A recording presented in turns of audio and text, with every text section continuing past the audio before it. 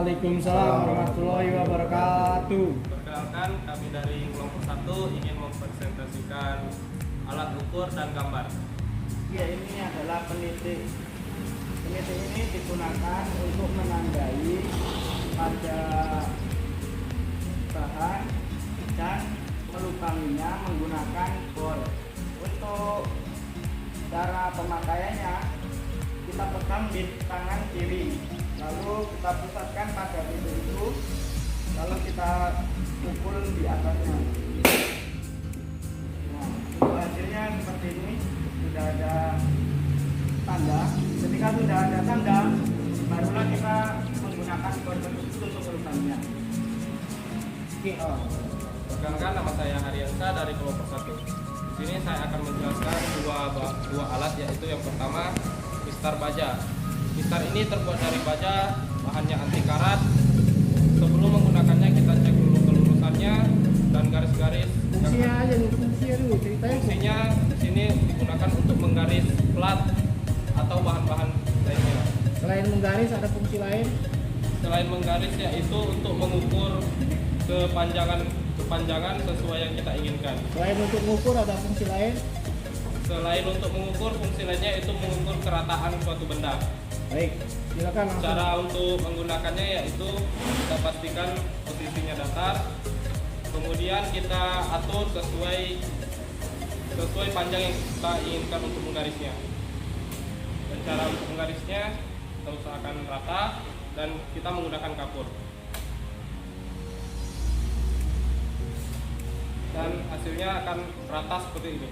Oke, contoh kan menggunakannya untuk mengukur kerataan sebuah bidang. Nah, contoh untuk mengukur kerataan sebuah bidang bisa diragumin ya. Untuk di sini kita untuk mengukurnya bisa dilihat ini rata, kemudian di sini bisa direkatkan. Jika di tengahnya ada ruang atau berlubang, berarti posisi benda ini tidak rata. Baik, lanjut. Untuk yang kedua yaitu jangka sorong, Bahasa lainnya, atau bahasa lainnya bisa disebut dengan sigma. Jangka ini digunakan untuk mengukur ketebalan, kepanjangan, dan kedalaman. yang mana untuk mengukur ada berapa fungsi? 3 fungsi, Pak. Mana aja satu? Ini untuk mengukur kelebaran, ini untuk mengukur ketebalan, dan yang ini untuk mengukur kedalaman. Sebelum menggunakannya kita perlu mengkalibrasinya. Iya, langsung aja contohkan. Contoh untuk mengukur ketebalan, ini saya menggunakan ketebalan palu. Ini yang untuk mengukur ketebalannya yaitu menggunakan bagian yang ini. Oke. Setelah itu kita kunci Gak usah mengukur diameter dalam. untuk mengukur diameter kedalamannya. Ini nih. Ragum aja, celah ragum itu aja. Untuk mengukur diameter kedalaman, Celah ragum. celah ragu. Kita menggunakan bagian yang ini. Kemudian kita kunci. Oke, ketinggiannya coba antara bagian ini. Iya. Untuk mengukur ketinggiannya kita menggunakan di bagian yang ini. Kita ratakan, kemudian kita turunkan dan setelah itu kita kunci. Berapa itu bisa bacanya? Untuk membaca ketinggiannya ini yaitu 27,50 mm. Oke, nanti perkenalkan, nama saya Prananda Wahyu. Saya akan menjelaskan tentang jangka kaki.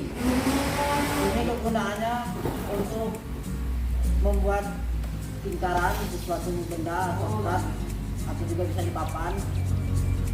Terus terutama sebelum kita menggunakan kita harus mengecek keruncingan dulu. Soalnya kalau tidak runcing ini tidak akan tertancap di media. Yang kedua, saya akan menjelaskan tentang waterpass yang sering digunakan juga untuk mengukur garis vertikal atau horizontal. Nah, sering juga digunakan untuk mengukur kerataan pada suatu bangunan. Contohnya seperti kita di ragum. Kita lihat posisi ini ada gelembung di tengah. Kalau sudah pas di tengah-tengah berarti sudah lurus.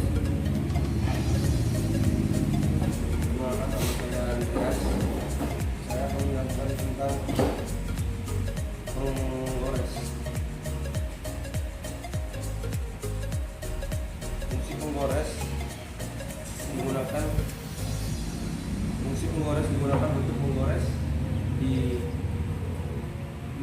benda logam atau baja.